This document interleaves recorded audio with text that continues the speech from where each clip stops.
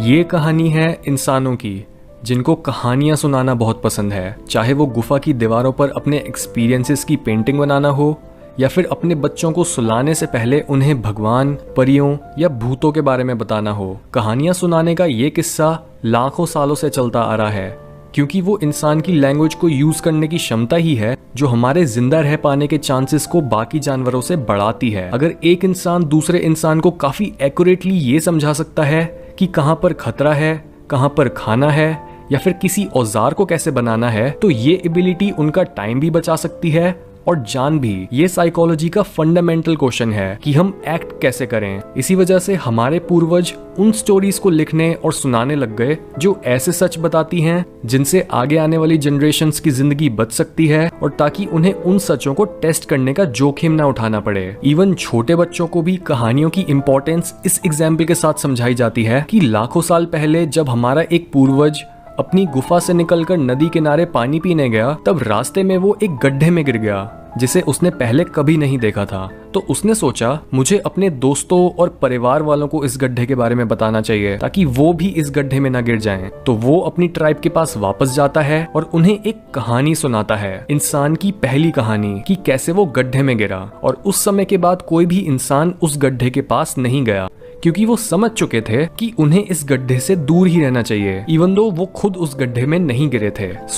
आज के इस एपिसोड में हम स्टोरी टेलिंग को एक साइकोलॉजिकल लेंस के साथ देखेंगे और बात करेंगे कि क्यों हम movies, fairy tales, paintings, poetry या इवन कहावतों और मुहावरों से इतना ज्यादा इन्फ्लुएंस होते हैं, और क्यों ये चीजें इतने टाइम से हमारे कल्चर और हमारी साइकी में टिकी हुई हैं। सबसे पहले हमें बात करनी चाहिए कि हम दुनिया को किस तरीके से समझते हैं। डॉक्टर जॉर्डन पीटरसन ने अपनी बुक मैप्स ऑफ मीनिंग में बताया है कि हम दुनिया को दो तरह से देख सकते हैं। इसका मतलब या तो हम दुनिया को एक ऐसी जगह की तरह देख सकते हैं जहां पर अलग अलग चीजें हैं और उन चीजों की कई प्रॉपर्टीज हैं, या फिर हम दुनिया को एक ऐसी जगह की तरह देख सकते हैं जहां पर अलग अलग तरह से एक्ट करा जाता है और जहां हर चीज में एक मीनिंग या वैल्यू होती है। पहले तरीके को समझने के लिए हमारे पास साइंस है जो हर चीज को खोलकर और तोड़कर देखती है कि उस चीज के पार्ट्स कैसे काम करते हैं, और दूसरे तरीके को समझने के लिए हमारे पास ड्रामा, लिटरेचर, मिथोलॉजी,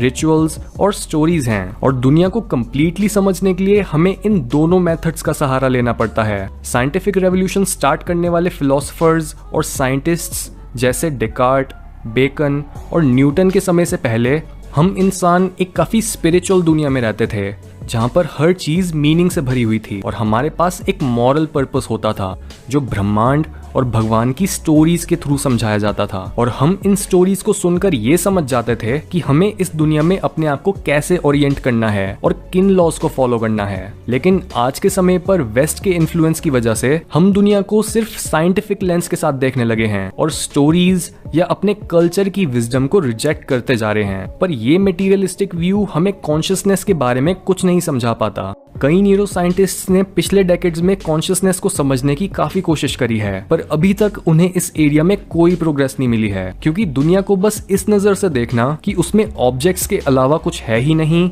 ये गलत है। और यही रीजन है कि हम साइंस की मदद से अभी तक ड्रीम्स, अनकॉन्शियस माइंड या मीनिंग को क्यों नहीं समझ पाए हैं। यानी लाइफ के सबसे जरूरी एक्सपीरियंसेस को समझाने में और हमारी लाइफ में मीनिंग ऐड करने में साइंस हमेशा फेल हो जाती है। और यहाँ पर बात आती है कार्ल यूंग की डिस्कवरीज की, क्योंकि उनकी रिलीजन, मिथोलॉजी और हमारी साइकी की नॉलेज उन्हें इस कंक्लूजन पर लाई कि सबसे पहले तो ज्यादातर लोग इन स्टोरीज को गलत तरह से समझने की कोशिश कर रहे हैं, क्योंकि उनके हिसाब से स्टोरीज, मिथोलॉजी या पोएट्री को कभी भी लिटरली नहीं समझना चाहिए, बल्कि उन्हें मेटाफोरिकल सिंबल्स की तरह देखना चाहिए जो हमें कई फंक्शनल ट्रुथ्स बताते हैं। यानी साइंस की तरह स्टोरीज आपको सीधा सीधा ये नहीं बताती कि यही सच है, बल्कि वो आपको फिक्शनल कैरेक्टर्स की मदद से सच्चाई को एक्सप्लेन करती हैं ताकि आप उन कैरेक्टर्स के साथ रिलेट कर सको, उनकी हार और मौत पर रो सको और उनकी जीत को अपनी जीत की तरह सेलिब्रेट कर सको। यही रीजन है कि क्यों कई बुक्स और मूवीज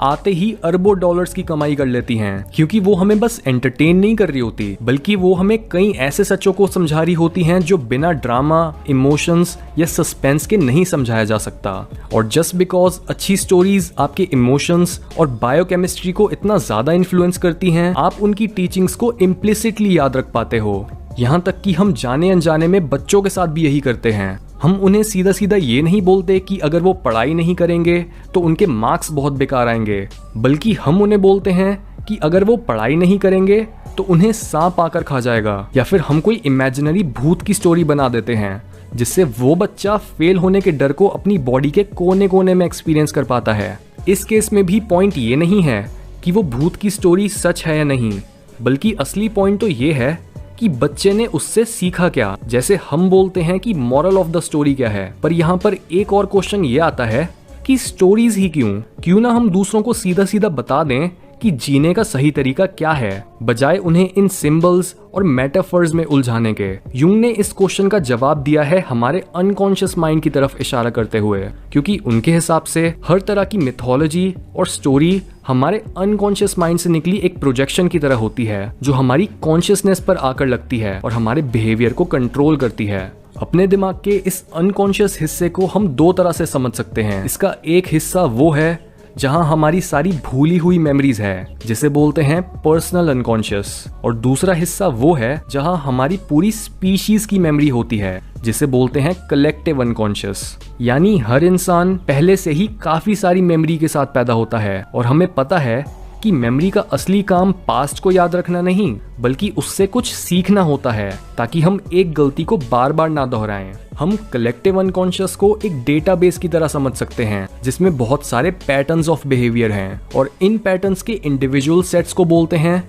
आर्केटाइप्स। राजा, रानी, हीरो, जोकर, अच्छा इंसान, बुरा इंसान, राक्षस, जादूगर, ये सारे आर्केटाइप्स के ही एग्जाम्पल्स हैं जो एक बिहेवियर की रेंज को सिंबलाइज करते हैं। इन आर्केटाइप्स को ऐसे सोचो कि हमारे दिमाग में पहले से ही कई तरह के लोगों और आइडियाज के स्केलेटन्स हैं, और स्टोरीज का काम है इन स्केलेटन्स पर मास्क चढ़ाना। यही रीजन है कि क्यों सबसे महान कहानियां काफी आर्केटिपल होती हैं, और वो हमारे अनकॉन्शियस माइंड की स्लॉट्स में ऐसे फिट होती हैं जैसे हमें एक अधूरी पजल का बचा हुआ पीस मिल गया हो। लास्टली, हमें ये भी डिस्कस करना चाहिए कि एक अच्छी या बुरी स्टोरी को कैसे पहचाना जाए, क्योंकि बहुत बार ऐसा होता है कि कई बुरे लोग स्टोरीज में ही अपने एजेंडा फंसाकर लोगों को भटका देते हैं। एक गलत कहानी को पहचानने के मेनली 3 तरीके होते हैं। नंबर 1, एक अच्छी स्टोरी काफी डीप होती है, यानी आप जितनी बार भी उसे सुनते हो आपको कुछ ना कुछ नया सीखने को मिल जाता है। वरना जो स्टोरीज काफी सिंपलिस्टिक होती हैं और आपको सोचने पर मजबूर नहीं करती, वो ज्यादातर गलत या इनकम्प्लीट होती हैं। जैसे अगर आप संत कबीरदास के दोहे पढ़ो या फिर किसी रिलीजियस स्क्रिप्चर का कोई रैंडम पार्ट खोलकर देखो, तो उनकी एक एक लाइन में ही इतनी डेप्थ और सच्चाई होती है कि आप उनकी एक लाइन को समझने में ही सालों बिता सकते हो, और उसके बाद भी उस मैसेज की विजडम कम नहीं होगी। इस तरह की स्टोरीज को पॉलिसेमस बोला जाता है, यानी उनमें सच की काफी सारी लेयर्स होती हैं जिनके एक से ज्यादा मीनिंग निकल सकते हैं। नंबर 2, इम्बैलेंस ऑफ आर्केटाइप्स, यानी अगर एक स्टोरी में आर्केटाइप्स या कैरेक्टर्स सिर्फ एक ही मैसेज को बार बार दोहराते जा रहे हैं, तो समझ जाओ कि उसमें कोई गड़बड़ है। जैसे अगर एक स्टोरी का निचोड़ ये निकलता है कि पैसा ही सब कुछ है, या फिर उस स्टोरी का मेन कैरेक्टर बिना किसी जर्नी और मुश्किलों के ही ट्रांसफॉर्म हो जाता है, तो इस तरह का इम्बैलेंस उस स्टोरी की इनकम्प्लीटनेस को दर्शाता है और हमें ये बताता है कि उस स्टोरी के मीडियम से लोगों को गलत मैसेज दिया जा रहा है। नंबर 3,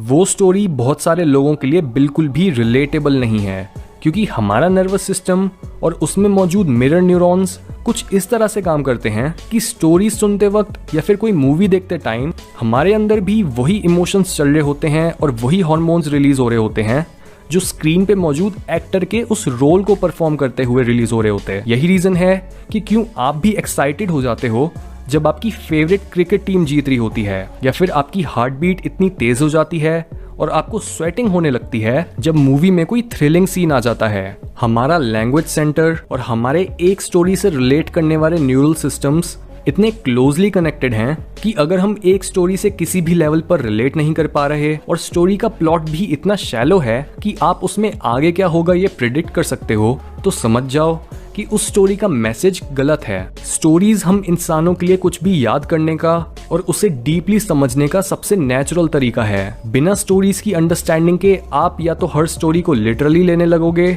या फिर उन्हें सीधा सीधा रिजेक्ट कर दोगे, उन्हें अनसाइंटिफिक बोलकर। कार्ल यूंग के हिसाब से हम माने या ना माने, हम हर समय अपनी जिंदगी एक स्टोरी की तरह ही जी रहे होते हैं। और तभी सबसे इम्पॉर्टेंट क्वेश्चन जो हम अपने आप से पूछ सकते हैं वो ये है कि हम खुद को और दुनिया को कौन सी स्टोरी सुना रहे हैं। क्या हम अपनी स्टोरी में एक हीरो हैं या बस एक बैकग्राउंड कैरेक्टर? क्योंकि एक अच्छी स्टोरी सुनाने का बेस्ट तरीका है एक अच्छी स्टोरी जीना।